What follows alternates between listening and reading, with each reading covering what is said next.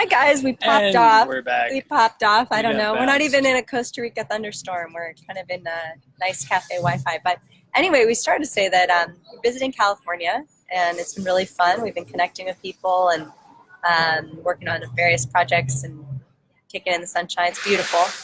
And we are excited to start weekly Facebook Lives, and this is the first. And we had talked about doing this a while ago, and it wasn't the right timing. And then when we got into Exit the Matrix and all the lives we were doing, it felt so good. We felt so in the flow, talking before we were launching the program, that we decided, and this community really started to get engaged, and we thought we don't want to stop that now that we're doing the Exit the Matrix program. We really want to continue something with the community, and it seemed like the Exit the Matrix topics really had traction and relevance for people, and so we decided to do a weekly live that would just be generally on the topic of Exit the Matrix, with various topics as they come up, because there are many things related to that in our lives that we want to share about starting today. Yeah, this came up a week or so ago, a topic.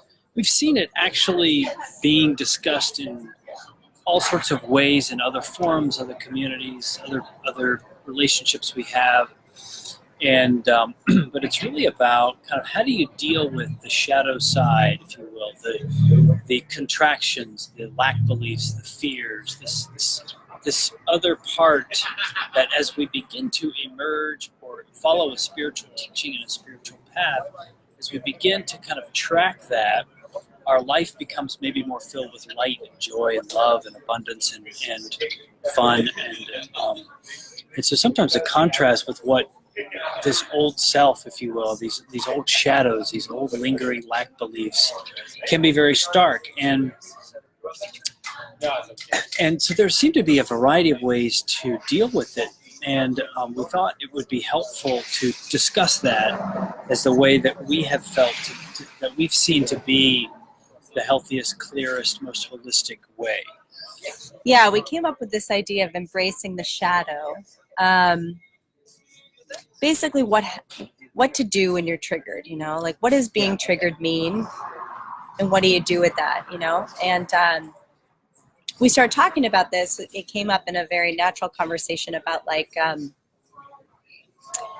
being triggered by something in the media, for example, and what happens when you get triggered. Like for a long time I needed to shut out when I was first in my spiritual journey, I guess, like to just stay attached, to stay able to grasp that I am the creator, that I am truly God in human form, and to like shut out all the influences that felt toxic to me, that felt like triggering, whether it was family members or friends or media.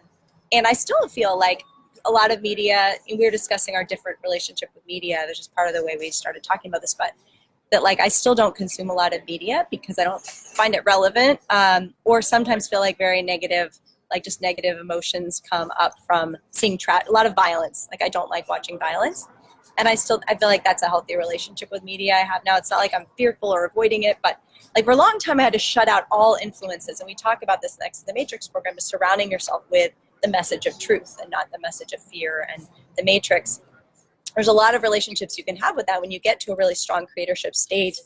You may not be so triggered by it anymore, but you can still choose what your reality is and still choose what you want to enter and consume and respond to. But we started talking about this, like, what does it mean to be triggered? What does it mean?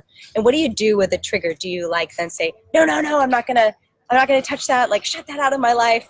Or like what we started talking about is embracing it in the sense of like, what can I learn from this? And I remember in my early spiritual awakening, this idea of the video game came up to me, that like every single thing, if we create our reality, every single thing that appears is there to teach us. It's like popping up to teach us. It's like, and we've talked about this in some of our Exit the Matrix series, that so reframe for me these old patterns I would see coming up as like, oh, I created this, like I created it, like here's a pop-up character to trigger me so that I can like awaken, so that I can grow. And that's really what these triggers are about, is the shadow self is like popping these experiences so that you can see where you don't believe still, where you're not fully stepped into that reality, where you don't know your God, where you're still identified with the person self. And they're an invitation. They can be played with. They're an invitation to dance with. They're an invitation to love and embrace. And by doing that, they can start to dissolve. When we resist them, they often persist.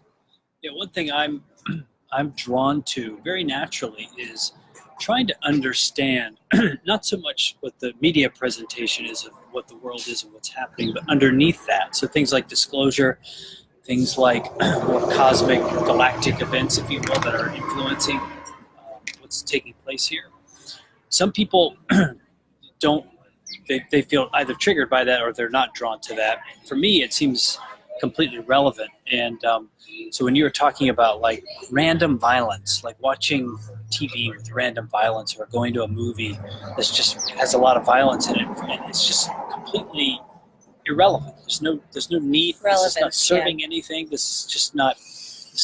There's literally no good reason to subject myself to this. But sometimes it's relevant to, I think, to understand those things. Particularly me, like I feel that I'm kind of a bridge person from the old world to the new, and so it's important for me to understand those things so I can talk to people about what's happening from this broader trend perspective, not so much consumed by the data that may come through the news. So I'm not triggered by those things. I'm actually quite interested in them. I find it, to use a word, I find it very exciting to understand these disclosure things, etc., but not to be consumed by the dark side of it. So I remember when I first got into law of attraction, and I listened to all this stuff, read maybe Asking It Is Given, which I think is like the kind of Bible of law of attraction. And then I would read that and think, okay, I've got to be in a good state. I've got to be in a high vibe state. Otherwise, this check's not going to clear or whatever it is. Or I'm not going to get the job or the time, and whatever the client's going to say no, or we're going to be turned down, or whatever it may be. Like, and so I'd read this material, law of attraction, and like an hour later find myself worrying about money. And so what I did as a new person to this, I would kind of just bounce off that. I would see like, that's kind of the feeling of it. It's like you just sort of bounce off it, like, ooh, I'm worried. I got to change the state right now. Okay, look at the sun. Like, oh, it's sunny out. I feel better. I got to feel better. I got to feel better. I got to feel better. And so this happens a lot throughout the day. Like, things happen. The world is very rich, and we're given a lot of opportunities to see ourselves. Constantly, the world is presenting itself as a mirror to our state, to who we really are. And so I would bounce off of these things, and then an hour later find myself back into it, or sooner. And so by managing my state, what we're talking about, by knowing my state and aligning my state to the highest over and over and over again, is very much an art form. It's not just like bounce off these triggers, bounce off this negativity, bounce off this fear, bounce off this worry, and try to, I got to feel good now, otherwise, I'm going to get in a traffic jam. That doesn't work. What is happening here when these triggers appear is a contraction is presenting itself to me. Some lack belief, some old belief, something that I was probably told or shared with or been programmed in by this weird society that we live in. And so the thing to do in those moments is not to bounce off, but to go into it. By going into this, and what I mean by that is like literally allowing this notion, this lack belief, whatever it is, to fully appear, like actually really feel the worry, to actually really feel the fear or the stress or the anxiety or whatever it may be, to really let it kind of have its moment. Because so often when we bounce off these things, it gives it more fuel. It's going to come back. And so by really feeling into it and giving it this full space, we can, by virtue of simply doing that and by being present to it and seeing what's occurring, what that presence is light. That ability to just see it for what it is. Okay, I have this very contorted, energetic, which feels like an emotion. I might give it a label of emotion, but this energetic nuance is appearing that feels bad. And I'm watching it. But when you're watching it, that is providing the light that can eventually dissolve the shadow. It may not happen this particular time completely, but by not bouncing off of it, by going into it, by piercing that, if you will, with the light of my awareness, I begin to dissolve this. And so one really important thing I think needs to be understood is the notion that I'm not a body specifically. I have a body in this kind of density of experience. Yes, its reality is in question, let's just say, but really what I am is a field of energy. And so what often happens is these lack beliefs, these shadows will appear. I may not be feeling anxious in a moment. I may not be feeling fearful like at this second, but I will be shown something that reveals to me a deeper, more latent, more primal vibration in my field. And so, and what this is an incredible opportunity to transcend, to bring light to understand it more. So if you kind of see yourself as a field of energy, maybe with various contortions, if we want to use sort of like a model, if you will, like various contortions, at times life will present something that triggers one of these contortions. It brings it out more. It's now fully in my field instead of latent. When it's latent, it's sitting there as a potential, if you will. But then life will give me, a higher self usually will present some sort of opportunity for this to be really triggered, really brought forward, and really seen. It's in those moments that I need to go fully into that as much as I can. Allow it to just fill the field. Stay out of the way. Let it do its thing and watch it. That awareness, that light of consciousness is what can dissolve it. And it may take a few times. That's okay. But by bouncing off of it, what we're really doing is just putting it back into the field as a potential, as a latent vibration that will come back. That is absolutely guaranteed. Yeah, I love that. It's so great. And it really is about, like, are you seeing this as a person seeing this, or are you seeing this as a creator would see it? Because as seeing it as the creator would see it, it is just there for a lesson. It's there for growth and expansion.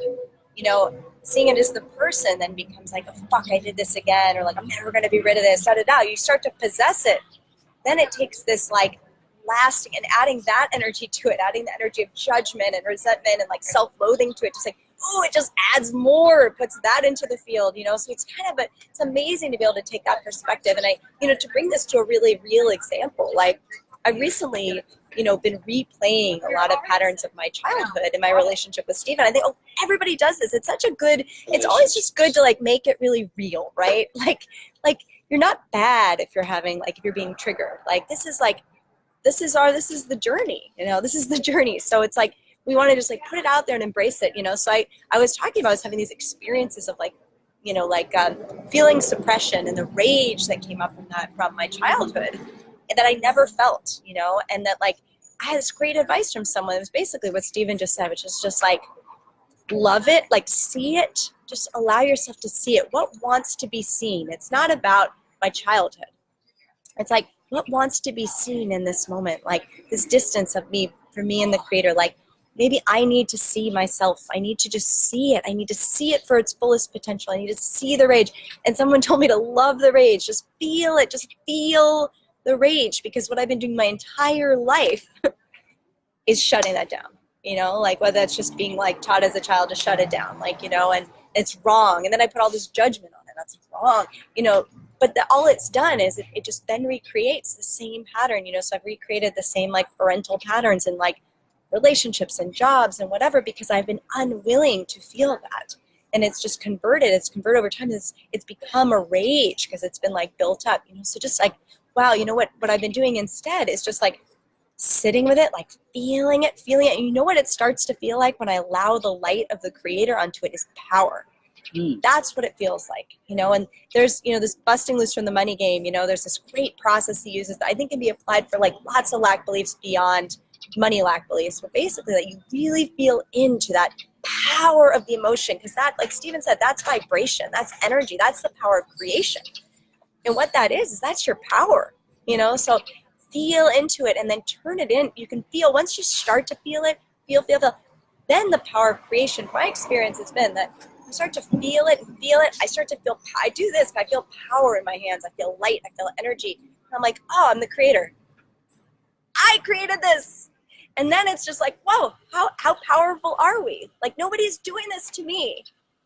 I created this. And then in that moment, when you feel it, when you feel your power, it can be transcended. And like Stephen said, like it's not always in one, it's not one time. But the more you bring that energy, the more you bring awareness, feeling, and then transcending into power.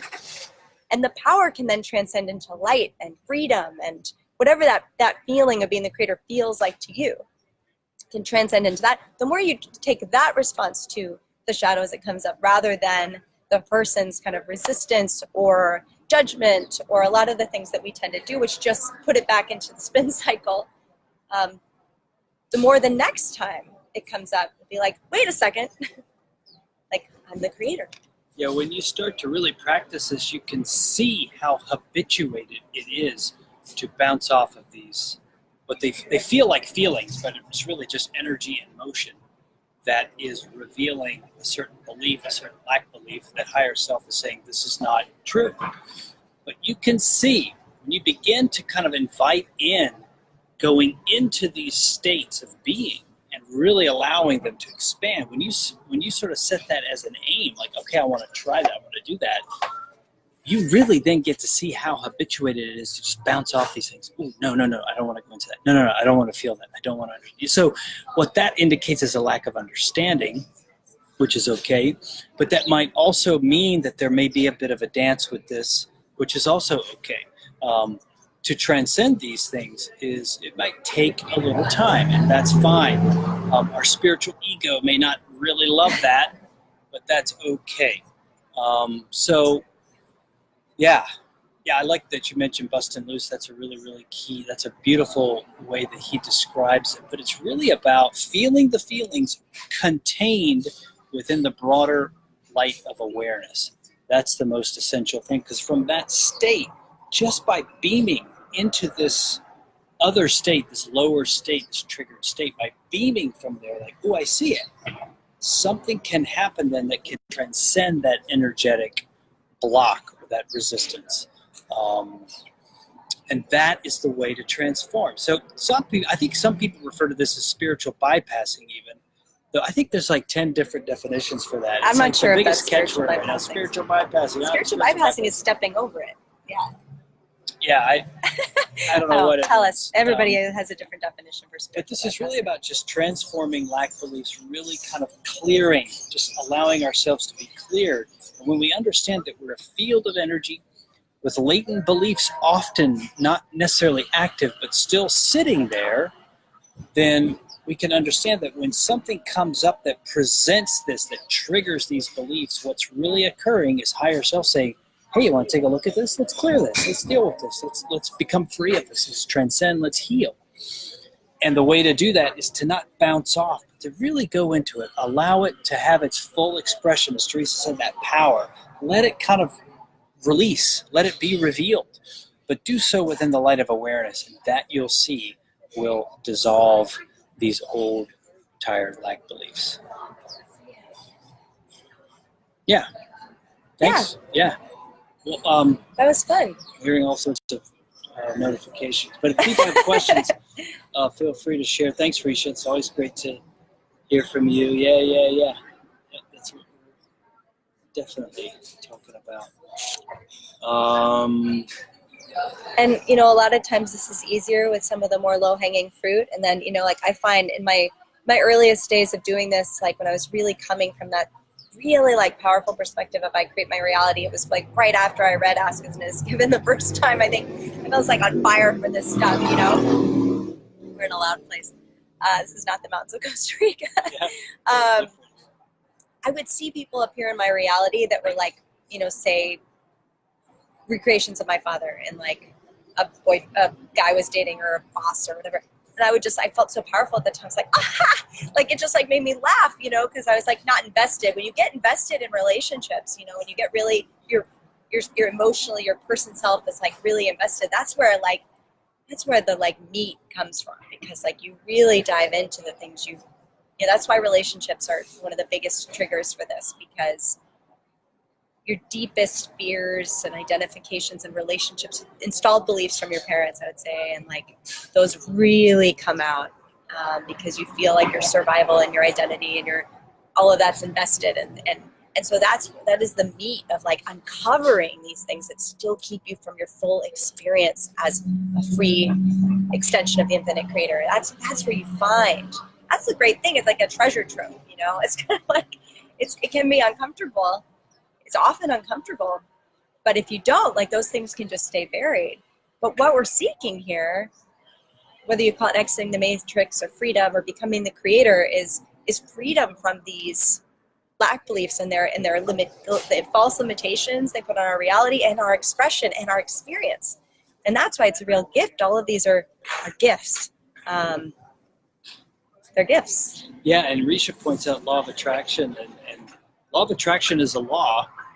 And so if I'm attracting something that is triggering, that's by law. That's not by mistake. I'm not a victim of it. It's like, oh, this is here to serve my evolution. This is here to prompt me forward. This is here to nudge me more into the light.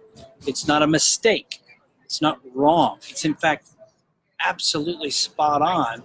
But we have to, I think, really understand ourselves as more than people. We are energy. We are a field of energy. We are consciousness, having a physical experience. But from the standpoint of consciousness, it's easier to understand why it's so valuable to go into these. So if we're triggered, that's kind of, I think, what we would suggest, like really allow it to have its full expression, see it within the light of awareness, and allow that light to transcend, transform, release these old lack beliefs. I don't have to think my way into it. I don't have to figure it out. That light has all the wisdom needed for these old limiting beliefs. It wants to be seen. It must be seen with the light of awareness. That's why it's there, you know, and it's there for us to learn. So, yeah.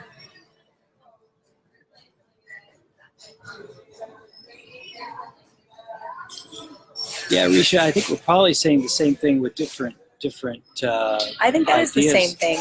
But I think it's really just about the same thing. Not standing in the way or interrupting or interfering with anything that wants to arise in the field, seeing it as the creator, and that wisdom has all that's needed to reorganize whatever needs to be reorganized, transcended, let go of, etc. So we don't have to kind of do anything or be happy. Happiness is a natural state, particularly when seeing ourselves from this broader perspective. Yeah, cool. Yeah, that's it, I think. Well, we plan to do these every week, Wednesday at noon Pacific, 3 Eastern. So we hope you'll join us on a regular schedule. We love doing these lives, and who knows where we'll be next week. Yeah, we could be in... I don't know. San Diego, probably. We go back to Costa Rica on November the 3rd. Or no, November the 2nd. All right, everyone. All right. Thanks. Bye.